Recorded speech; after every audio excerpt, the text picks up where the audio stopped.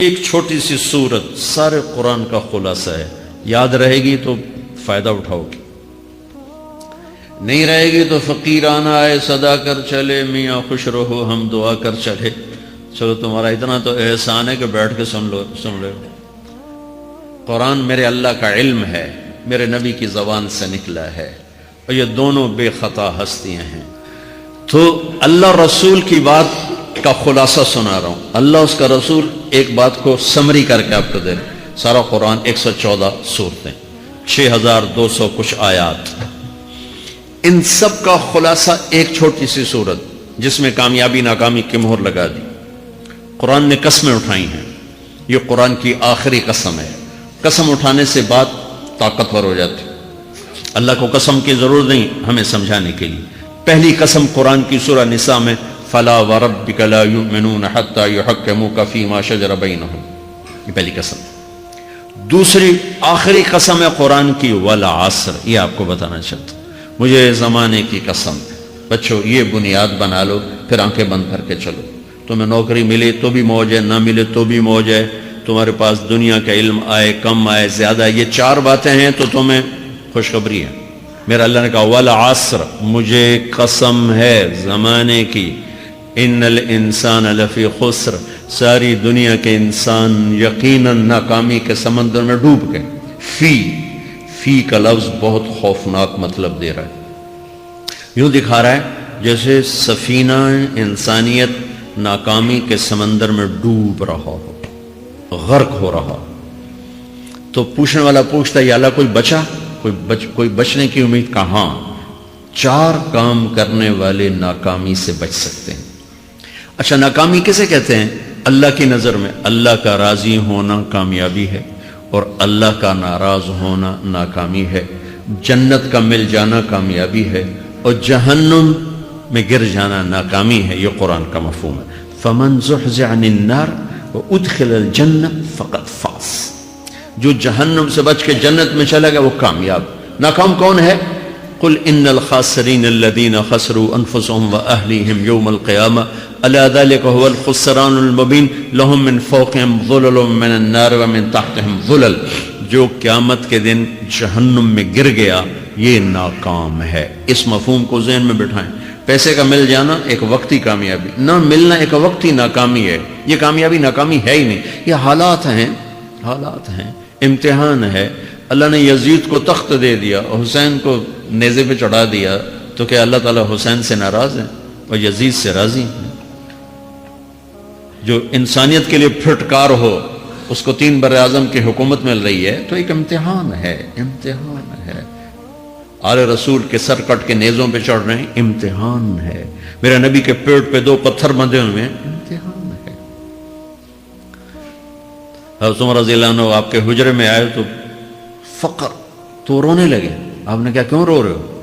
کہ یا رسول اللہ یہ ایران کے بادشاہ، یہ روم کے بادشاہ سونے کے برتنوں میں کھانے کھاتے، زربفت کے بستروں پر وہ آرام کرتے ہیں، آپ 2 جہان کے سردار ہو کر یہ حال. آپ نے کہا عمر ان کے لیے دنیا میں، ہمارے لیے آخرت میں.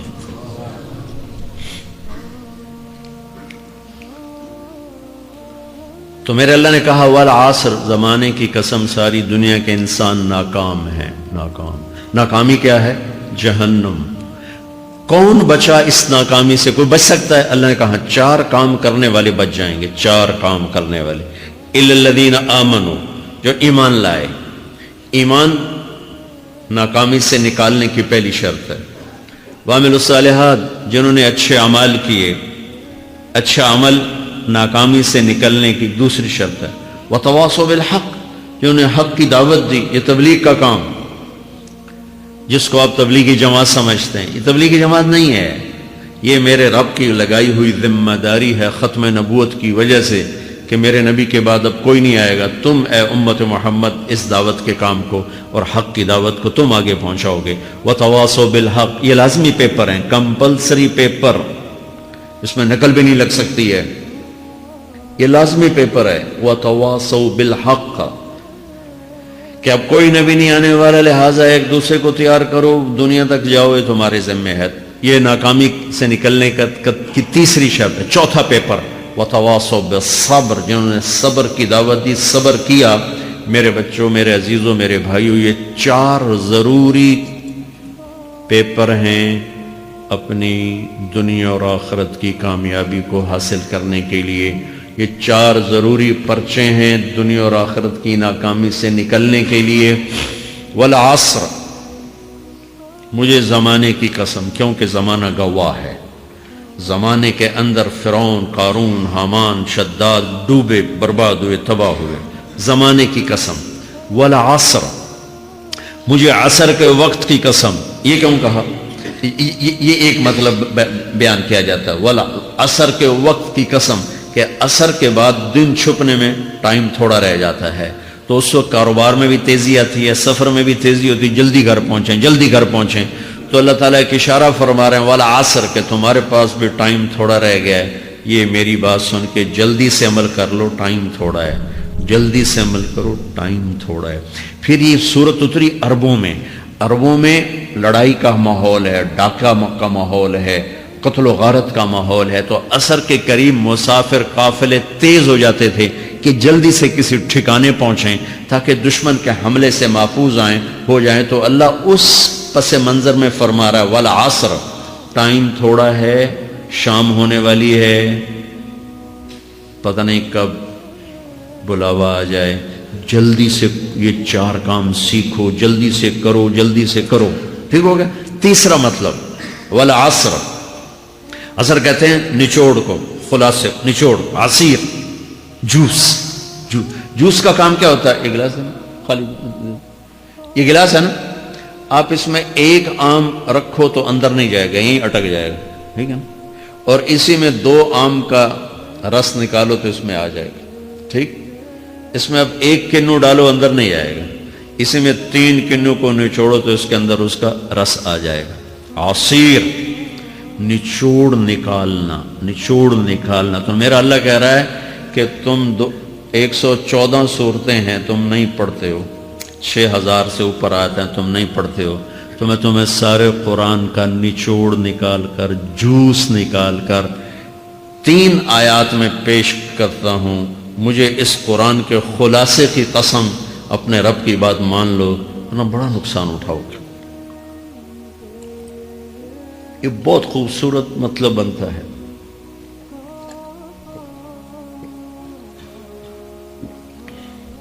تو پہلی شرط ہے ایمان۔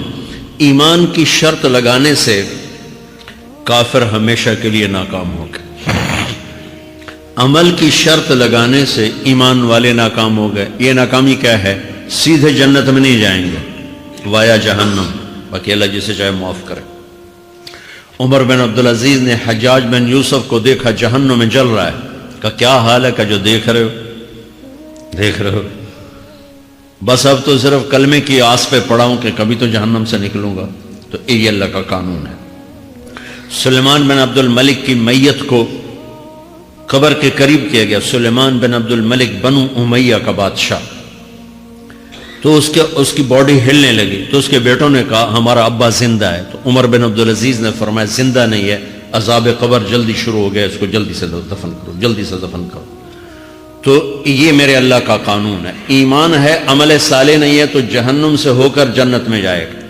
عمل صالح ہے، وتواصوا بالحق، تبلیغ کا کام نہیں ہے، دعوت کا کام نہیں ہے، تو اب ناکامی کا کیا مطلب ہے؟ اب آدھی کامیابی آدھی ناکامی ہے۔ یہ ناکامی کیا ہے کہ جنت میں جائے گا، جہنم میں نہیں جائے گا، لیکن بڑے درجات سے محروم ہو جائے گا، بڑے درجات سے محروم ہو جائے گا۔ اونچے درجات کے لیے تیسرے پیپر کو لینا ضروری ہے، وتواصوا بالحق وتواصوا بالصبر۔ چوتھا پیپر ساتھ لگا ہے کہ صبر، اگر چوتھی شرط نہیں ہے تو پھر ناکامی کیا ہے؟ چوتھی شرط اگر نہیں، پھر ناکامی کیا ہے؟ ایمان بھی ہے، عمل بھی ہے، تبلیغ بھی ہے، صبر کوئی نہیں ہے، تو پھر ناکامی کیا ہے؟ اس کی ایک مثال دیتا ہوں، اس سے آپ کو بات واضح ہو جائے گی۔ 20 ٹیمیں میدان میں اترتی ہیں، تو وہ لڑتے لڑتے لڑتے لڑتے 2 رہ جاتے، یہ دونوں برابر ہوتی ہیں، آگے تقدیر چلتی ہے، تقدیر چلتی ہے۔ کرکٹ ہے، ہاکی ہے، فٹ بال ہے، یہ بڑے بڑے کھیل ہیں۔ آخر میں آخری 2 ٹیمیں ایک دوسرے کے برابر کی ہوتی ہیں، 19-20 کے فرق کے ساتھ۔ ان میں ایک جیت جاتا ہے، ایک ہار جاتا ہے.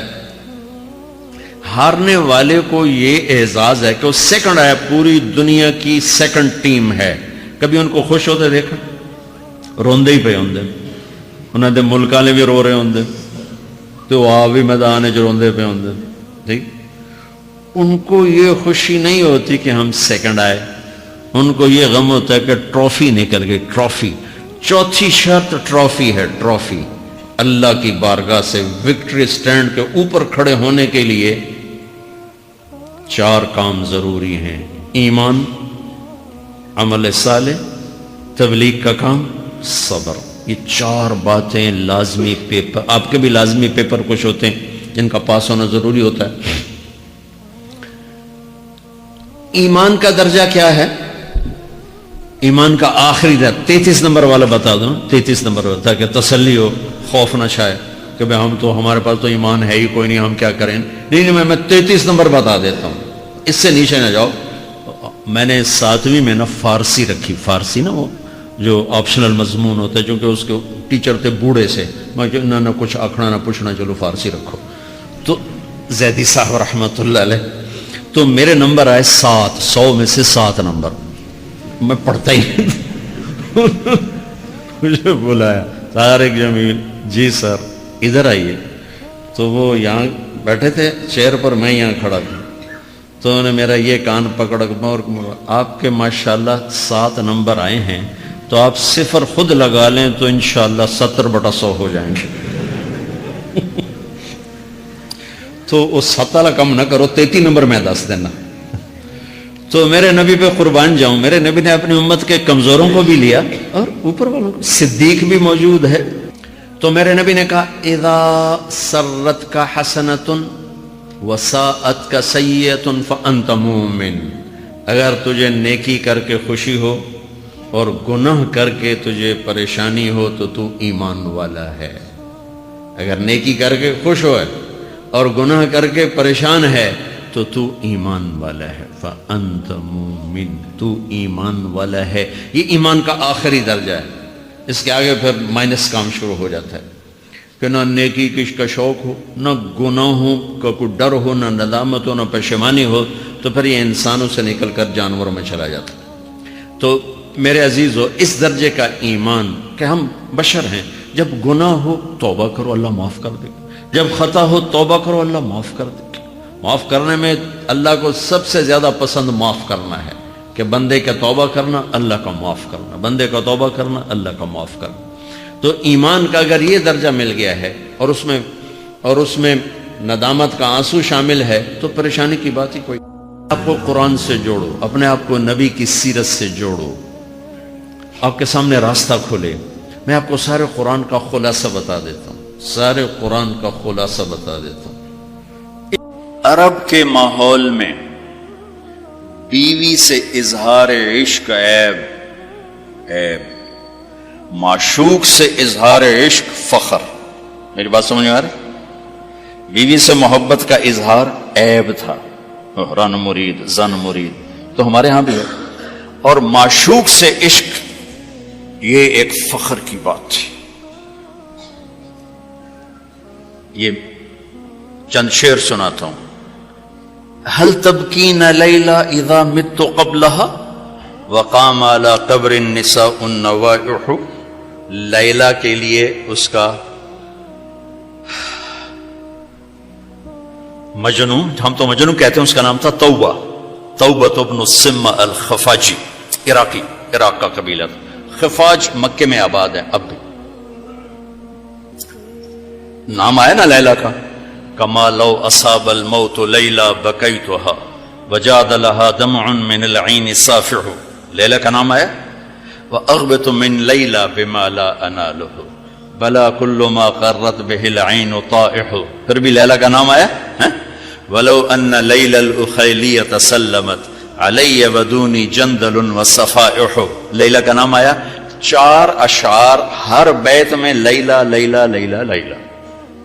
اس کی بیوی نہیں ہے، عشق ہے، اور کھلم کھلا شعر کہہ رہا ہے. ترکت ہوا لیلا وسعدا بمعزل وعدت الى مسحوب اول منزلی سعدا لیلا بثینا، یہ سب سچے کردار ہیں. اے ساڑھے ہیر رانجے دا وارث شاہ دا دماغ الٹا ہویا ہے تو اس لکھ چھڑی. یہ کوئی کردار نہیں ہے سسی پنو لیلا ہیر رانجا یہ سب، لیکن یہ سچے نام لیلا سعدا بثینا سعاد یہ سب صحیح کہانیاں ہیں. تو میں لیلا کی سنا رہا ہوں اور اس کا عاشق کھلم کھلا کہہ رہا ہے مجھے لیلا سے عشق ہے. اس کے باپ نے کہا تو نے مجھے رسوا کر دیا. حرم میں تھے کہ یہاں توبہ کر تو آج کے بعد لیلا کا نام نہیں لے گا. تو وہ شاعر بلیغ تھا، کہنے گا الہی تبت من کل المعاصی ولکن حب لیلا لا اتوب.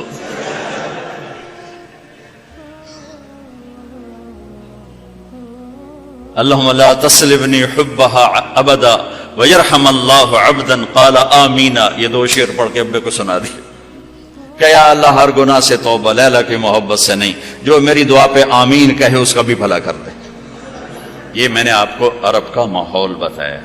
اس ماحول میں کسی کا کہنا مجھے بیوی سے پیار ہے جگر گردے کا کام. یہ بات سمجھ میں آ گئی؟ اب سنو، مسجد میں محفل ہے اور میرے نبی سے ایک شخص پوچھتا ہے یا رسول اللہ من احب الناس الیک، آپ کو سب سے زیادہ کس سے پیار ہے؟ اور یہ کان میں نہیں ہو رہی بات، کھلا سوال ہے، کھلی مجلس ہے اور آپ کھل کے فرماتے ہیں عائشہ سے. عائشہ سے. وہ سائل بھی ہل گیا، سننے والے بھی ہل گئے، بھی ایک ہی بڑی. اس نے جلدی سے سوال بدلا، یا رسول اللہ میرا مطلب ہے کہ مردوں میں سے کون پیارا ہے؟ تو آپ نے نبض اس کی دیکھ لی. تو اب آپ نے کہنا تھا ابو بکر سے، تو آپ نے کہا عائشہ کے ابا سے. ابو عائشہ کے ابا سے. میرے بچوں، میرے محترم اساتذہ و مفتیان، یہ زندگی پڑھانے کی ہے جو ان کے کام آئے گی. انشاءاللہ رفع یدین کرنے والے بھی جنت میں جائیں گے، نہ کرنے والے بھی جائیں گے. اگر کبائر سے اجتناب ہے، محرمات سے اجتناب ہے تو اونچی آمین کہنے والی بھی جائیں گے، پست آمین کہنے والی بھی جائیں گے. یہ تو مختلف ہی چیزوں میں جنت جہنم کا پھر معیار نہیں رہ جاتا، پھر اولا غیر اولا کا معیار رہ جاتا ہے. لیکن جو چیزیں میں آپ کو زندگی کی بتا رہا ہوں ان پر جنت اور جہنم کے فیصلے ہونے والے ہیں. تو اپنے گھروں کو اگر آباد کرنا ہے تو اپنے نبی والے خوبصورت اخلاق اپناؤ، جس سے میرا گھر آباد ہوگا، آپ کے گھر آباد ہوں گے. ایک آیت سنا دیتا ہوں جس میں پوری زندگی موجود ہے. ہن لباس لکم وانتم لباس لہن، تمہاری بیوی تیرا لباس ہے. یہ اس سے تشبیہ ہے. آپ کا کیا خیال ہے؟ میں ابھی کپڑے بدل کر آیا ہوں، اس پر میں چائے گراؤں گا، خود سالن گراؤں گا، بلکہ وہ ضیافت جب کپڑے پہنے ہو نا دھلے ہوئے تو ہم آستینیں چڑھا کے کھانا کھاتے ہیں کہ کہیں آستین سالن میں نہ ڈوب جائے. سامنے ہم کوئی رومال رکھتے ہیں کہ اس پر کوئی سالن کا قطرہ نہ گر جائے، کوئی چائے نہ گر جائے، کوئی داغ لگے تو فوراً دھوتے ہیں. کبھی دیکھا کسی نے اپنا کرتا پھاڑنا شروع کر دیا ہو؟ میں قربان جاؤں، قرآن کیا کلام ہے. ایک لفظ میں پوری زندگی سمجھا دی کہ جتنا لباس کو بچاتے ہو اتنے اس رشتے کو بچا لو تو زندگی آباد ہو جائے. ہن لباس لکم وانتم لباس لہن. اللہ عورتوں سے بھی کہہ رہا ہے کہ تیرا خامن تیرا لباس ہے، اور ہمیں کہہ رہا ہے تیری بیوی تیرا لباس ہے.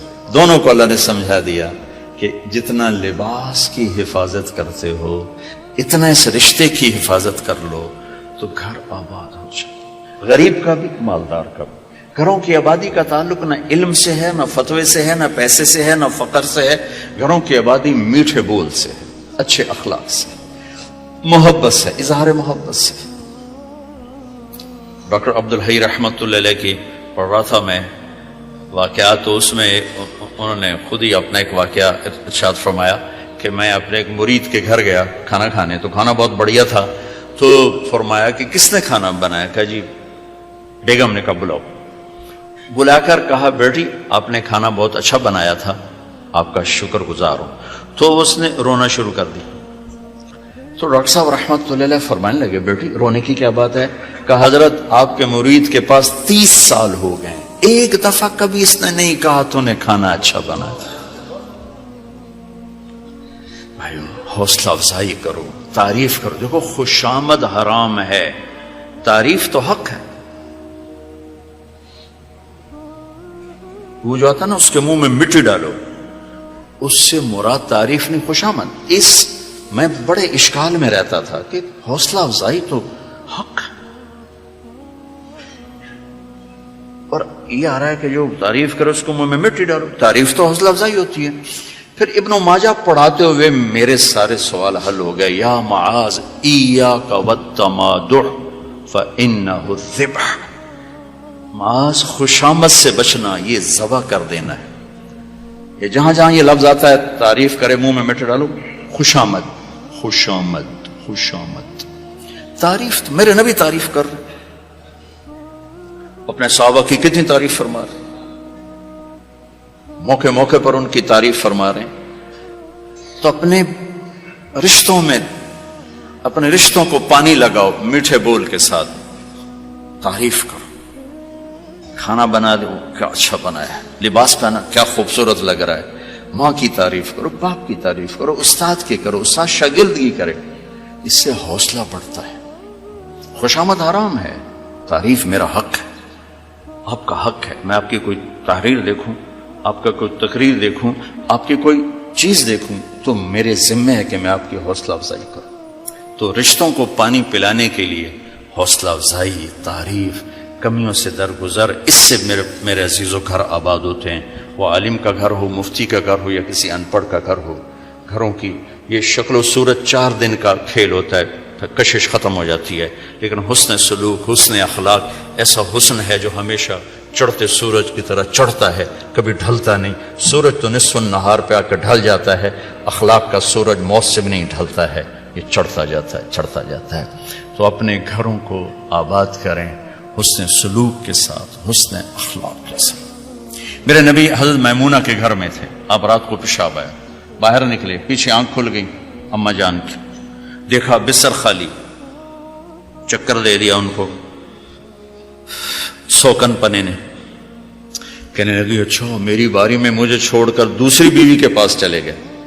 وہ سوکن پن کنڈی لگا دی. اللہ کے نبی آئے، دروازہ بند. آپ نے دستک دی، میمونہ دروازہ کھولو. کہا میں تو نہیں کھولتی. آپ نے کہا کیوں؟ کہا مجھے چھوڑ کے دوسری بیوی کے پاس چلے گئے. کہا اللہ کی بندی انی حاقن، حاقن کہتے ہیں زور سے پیشاب آیا. کہا مجھے پیشاب آیا تھا بڑے زور کا. کہا کوئی پیشاب نہیں، مجھے پتا ہے آپ کہاں گئے ہیں. وہ حضرت عائشہ پیشاب ہو رہا تھا. تو آپ نے کہا اب میمونہ انا رسول اللہ، میں اللہ کا رسول ہوں، صرف تیرا خاوند نہیں ہوں، میں کیسے خیانت کر سکتا ہوں. پھر ان کو کرنٹ لگا ہوئی. پہلے وہ سوکن پنا آئے گا تھا. سوکن، کن کیسے کہتے ہیں؟ لوہے کو تیز کرتے ہوئے، دھار بناتے ہوئے جو چھوٹے چھوٹے ذرات اڑتے ہیں نا، ذرات، اس کو کن کہتے ہیں. آنکھ میں پڑ جائے نا تو آنکھ آدمی تڑپ جاتا ہے. تو جس کی آنکھ میں 100 ذرے پڑ جائیں اس کا کیا حال ہوگا؟ یہ ہے سوکن. سوکن اس سے ہے کہ آنکھوں میں 100 ذرے پڑ گئے. بشر ہے. تو انہوں نے کہا، آپ نے کہا میں اللہ کا رسول ہوں، میں خیانت کر سکتا ہوں. پھر جا کے نا دروازہ کھولا ڈرتے ڈرتے. تو اللہ کے نبی مسکراتے ہوئے آئے اور آ کر اپنے چارپائی پہ بیٹھے. ایک لفظ.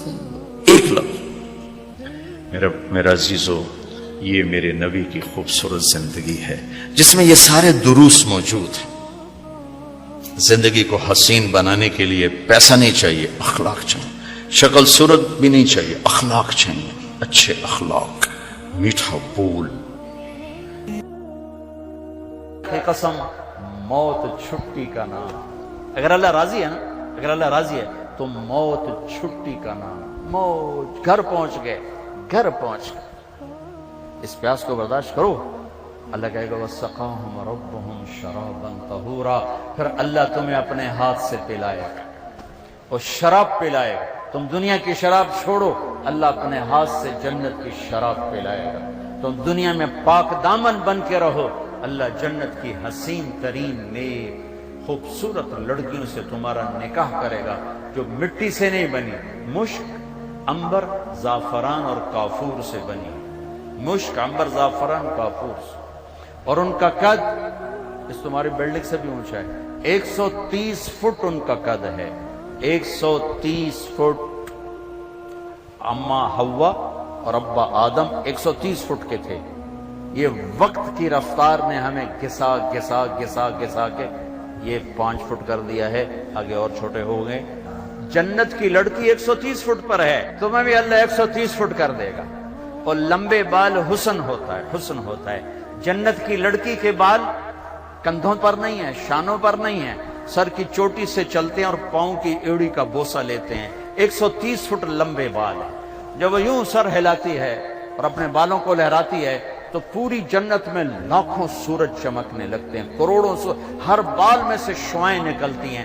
جیسے یہ سٹیج کو نہیں سجاتے مختلف رنگوں سے، ایسے اس کے بالوں سے مختلف رنگ نکلتے ہیں، پوری جنت میں روشنیاں پھیل جاتی ہیں۔ اس کے یہ بالوں کا حسن ہے۔ سورج کو انگلی کا پورا دکھائے تو سورج نظر نہ آئے تو چہرہ کیسا ہوگا؟ جب انگلی ایسی ہے تو چہرہ کیسا ہوگا؟ اور جنت میں نور کی چمک اٹھے گی، جنت ایسے دیکھیں گے، بھائی یہ نور کہاں سے آیا ہے؟ تو کہیں گے فرشتے، ایک لڑکی خامند کے سامنے مسکرائی ہے، اس کے دانتوں سے یہ نور نکلا ہے جس نے جنت کو چمکایا ہے۔ یہ جو ایمان والی عورتیں بیٹھی سن رہی ہیں پریشان ہو گئی ہوں گی، اللہ ان کو جنت کی عورت سے 70,000 گنا زیادہ خوبصورت بنائے گا۔ اور ان کا مناظرہ ہوگا، مناظرہ جنت میں نا مناظرہ ہوگا، سوکن پنا نہیں ہوگا، سوکن میں نہیں، مناظرہ ہوگا۔ ایمان والی عورتیں اور جنت کی عورتیں، حوریں ایمان والی عورتیں۔ اب جنت والی عورتیں کہیں گی نحن الخالدات فلا نموت، ہم نے موت نہیں دیکھی، زندہ۔ نحن الناعمات فلا نبأس، ہم نے بڑھاپا نہیں دیکھا، جوانی۔ نحن الراضیات فلا نسخط، ہم نے کبھی لڑائی نہیں کی، ہمیشہ راضی۔ نحن المقیمات فلا نرحل، ہم نے کبھی ساتھ نہیں چھوڑا، ہمیشہ ساتھ دیا ہے۔ یہ چاروں باتیں دنیا کی عورت میں نہیں، جوانی بھی مستقل نہیں، بڑھاپا آتا ہے، اور موت بھی ہے، اور ناراضگی بھی ہے، اور ساتھ کا چھوڑنا بھی ہے، موت آ جاتی ہے ساتھ چھوڑ جاتا ہے۔ اب اس کے جواب میں مومنات کیا کہیں گی؟ نحن المصلیات فما صلیتن، ہم نے نماز پڑھی، تم نے کوئی نہیں پڑھی۔ نحن الصائمات فما صمتن، ہم نے روزے رکھے، تم نے کوئی نہیں رکھے۔ نحن المتصدقات فما تصدقتن، ہم نے صدقہ خیرات کیا، تم نے کوئی نہیں کیا۔ ونحن المتوضئات فما توضأتن، ہم نے روزے رکھے، تم نے روزے کوئی نہیں رکھے۔ تو حضرت عائشہ فرماتی فغلبناہن، تو ایمان والی عورتیں جنت کی عورتوں پہ غالب آ جائیں، یہاں مردوں پہ غالب، وہاں حوروں پہ غالب۔ اللہ کے نبی کی عورتیں، اب بیویوں سے حسن سلوک کرو۔ تمہیں ایک عجب حدیث سناؤں، سب سے پہلے جو طارق جمیل کا عمل تولا جائے گا، سب سے پہلا عمل آپ کا، میرا، سب سے پہلا عمل جو تولا جائے گا، نماز روزہ نہیں، حج نہیں، زکوٰۃ نہیں، تبلیغ نہیں، جہاد نہیں، علم نہیں، تہجد نہیں، تو کیا؟ سب سے پہلے آپ کا اپنی بیوی سے سلوک تولا جائے گا، اور سب سے پہلے بیگم کا خامن سے سلوک تولا جائے گا۔ وہ رابعہ بصری بھی ہے نا، وہ رابعہ بصری بھی ہے جن کی ضرب المثل بن گئی بندگی تقوی۔ پہلے یہ تولا جائے گا خامن سے کیا سلوک ہے۔ جنید بغدادی بن گئے، شیخ عبد القادر جیلانی بن گئے۔ خیر یہ تو وہ ہستی ہیں جن کا حساب بھی نہیں ہوگا انشاءاللہ، لیکن میں ویسے کہہ رہا ہوں کہ کوئی بندگی میں شیخ عبد القادر جیلانی قطب سبحانی رحمت اللہ علیہ کو پہنچ رہا ہے، کوئی جنید بغدادی کو پہنچ رہا ہے، لیکن جب تولا جائے گا تو پہلے بیوی سے سلوک تولا جائے گا۔ تو اپنے گھروں میں حسن سلوک رکھو۔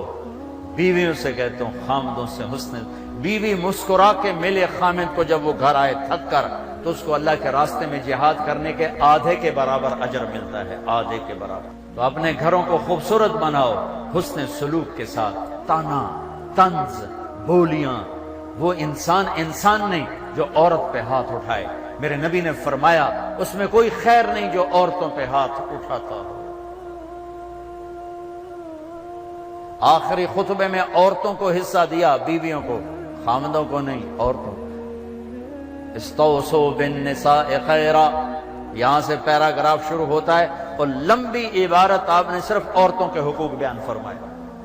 تو میرا معاشرہ امبیلنس سا ہے، کہیں خامند بیوی خود نادان ہیں تو لڑ کے تباہ ہو رہے ہیں، کہیں خامند بیوی میں محبت ہے لیکن ساس شریف نے جنازہ ہی کٹ چھڑیا ہر شاید، سسر اوپر تلوار لے کر، ساس کا اپنا جبر ہے، سسر کا اپنا جبر ہے، نند کا الگ جبر ہے، کہیں بچے کے ماں باپ نے گھر برباد کیا ہوا ہے، کہیں بچی کے ماں باپ نے گھر برباد کیا ہوا ہے۔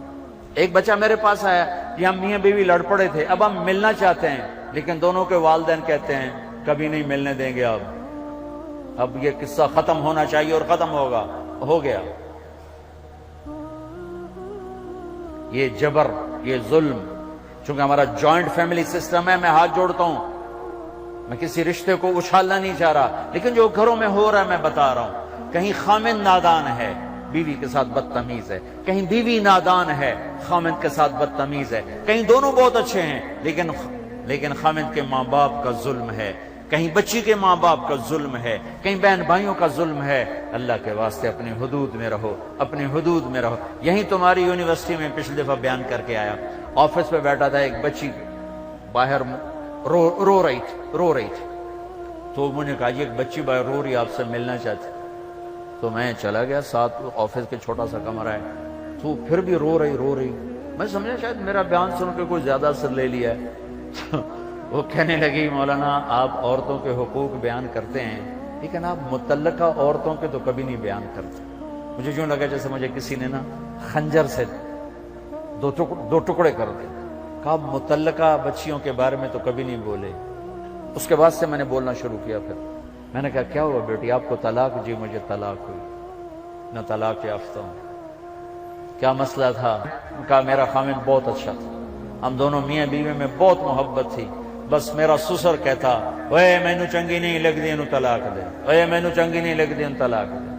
تو 1 سال تک تو میرے خامند نے پریشر برداشت کیا، پھر اس نے کہا میں بہت مجبور ہوں، ماں باپ کا پریشر ہے، اور مجھے طلاق دے کے گھر بٹھا دیا۔ اب کوئی ہے ہی نہیں جو ہمیں پوچھے، بوڑھے لوگوں کے رشتے آتے ہیں۔ متعلقہ بچیوں کو پہلے دیکھا کرو، بیوہ بچیوں کو پہلے دیکھا کرو۔ میرے نبی نے متعلقہ بیوہ عورتوں سے شادی کی، صرف ایک کنواری سے شادی کی، اور ہمارے یہاں طلاق کی ہوئی ہے، انت طلاق ہو گئی، انت طلاق ہو گئی ہے، انت طلاق ہو گئی۔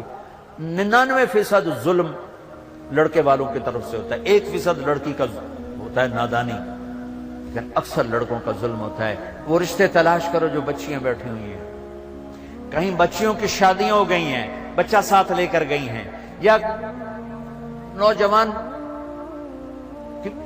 چھوٹے بچوں کے ساتھ بیوی فوت ہو جاتی ہے تو وہ دوسری شادی کرتا ہے تو نئی ماں آتی ہے، تو ستیلے پن کے جو ظلم سنے ہیں اس نے بھی دل کو پارا پار کر کے رکھ دیا ہے۔ ستیلے یتیم جب روتا ہے نا، جب یتیم روتا ہے تو اللہ کا عرش کانپ اٹھتا ہے، اللہ کا عرش کانپ اٹھتا ہے، اور اللہ تعالیٰ فرماتا ہے کس نے یتیم کو رلایا، کون ہے اس کے آنسو پوچھے اور میری رحمت کی چھاؤں میں آ جائے۔ جہاں کہیں باپ سوتیلا ہے، کہیں ماں سوتیلی ہے، اللہ کا واسطہ دیتا ہوں اللہ کی رحمت کی چھاؤں میں آ جاؤ، سوتیلی اولاد سے حسن سلوک کر کے متعلقہ بچیوں کو پوچھو۔ اس کے بعد پھر میں نے یہ حدیث میں نے پڑھی تھی، بیان نہیں کرتا تھا، بھول گیا تھا۔ میرے نبی نے فرمایا تمہیں سب سے اعلیٰ درجے کا صدقہ بتاؤں، سب سے اعلیٰ درجے کا صدقہ بتاؤں، سب سے اعلیٰ درجے کا صدقہ؟ جی کیا؟ کہ جس کی بیٹی کو طلاق ہو گئی اور وہ گھر آ کے بیٹھ گئی، اس پہ خرچ کرنا سب سے اعلیٰ درجے کا صدقہ ہے۔ اللہ ایمان والی عورتوں کو جنت کی عورتوں پر بھی غالب کرے گا۔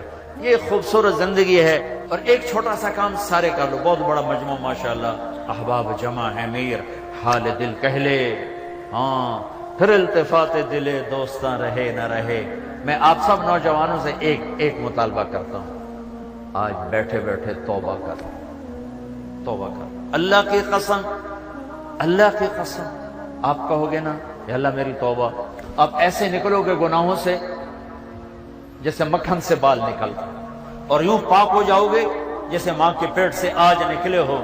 اللہ کو معاف کرنا اتنا اچھا لگتا ہے، یہ نہ ڈرنا کہ میں نے مانچسٹر میں بیان کیا، یہ توبہ کی بات کی، ایک نوجوان آ گیا 35-36 سال، مولانا کیا واقعی اللہ معاف کر دیتا ہے؟ وہ اتنا سہمے ہوئے، ہمارے نوجوان خطیبوں نے نا لوگوں سے اللہ چھین لیا ہے، اتنا خوفناک کر کے دکھایا ہے تو لگتا ہے بھئی دوزخ ہی دوزخ ہے، جنت کے سپاس سے وسدی کوئی نہیں۔ اچھا اللہ معاف کر دے گا؟ میں نے کہا جی۔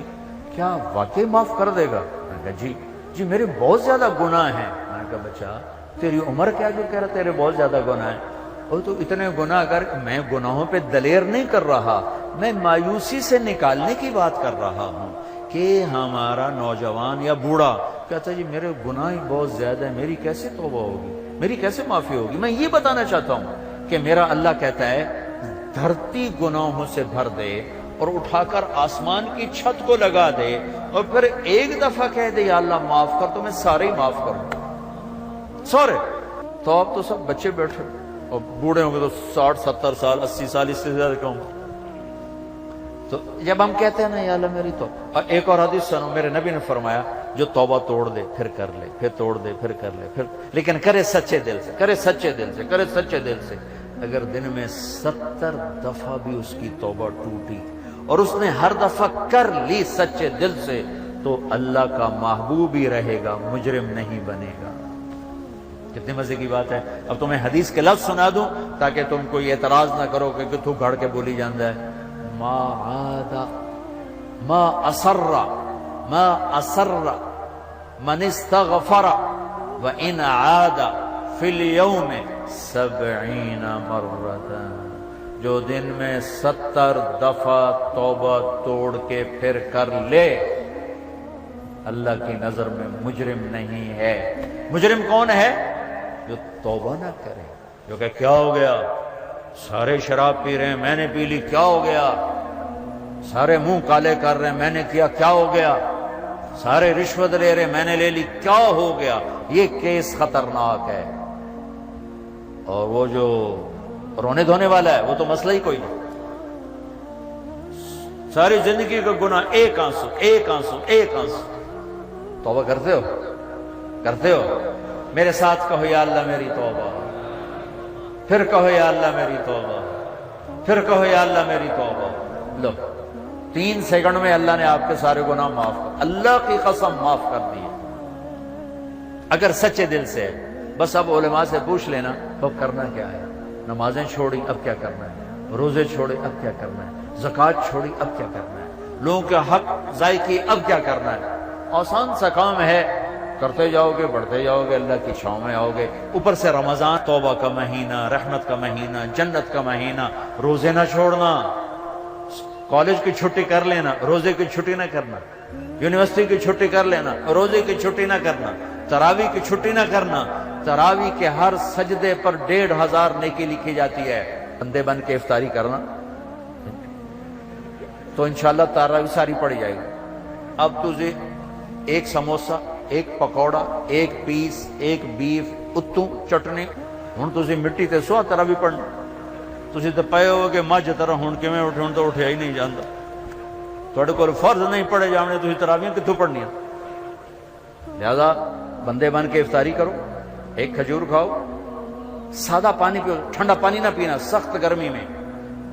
افطاری ٹھنڈے پانی سے نہ کرنا، سادہ پانی سے کرو۔ کھجور لو، سموسے، پکوڑے، دہی بھلے، پیس، یہ تمہارے لیے مصیبت بنیں گے افطاری کے وقت۔ افطاری ہلکی کرو، بالکل ہلکی۔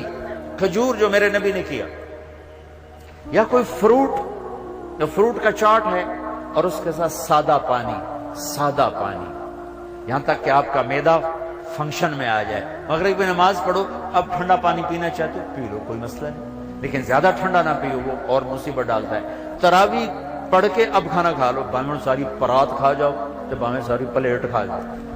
تراویح پڑھی گئی، چونکہ نقصان بڑا ہے اگر تراویح چھوٹ گئی، ہر سجدے پہ 1500 نیکی، 60,000 آپ 1 گھنٹے میں کماؤ، کتنا سستا سودا ہے۔ اور عورتیں گھر بیٹھے آرام سے چند منٹوں میں 20 تراویح پڑھ سکتی ہیں۔ آپ کو قرآن سننا پڑتا ہے، ایک تراویح نہ چھوڑو، ایک روزانہ چھوڑو، اور انشاءاللہ العزیز سارے معاف ہو جائیں۔ تو اللہ تعالیٰ آپ کا یہ کمایا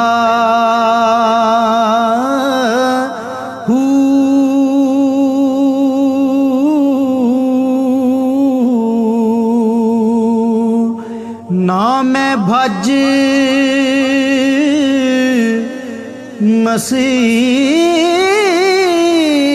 مسیتی وڑیا نا تسبا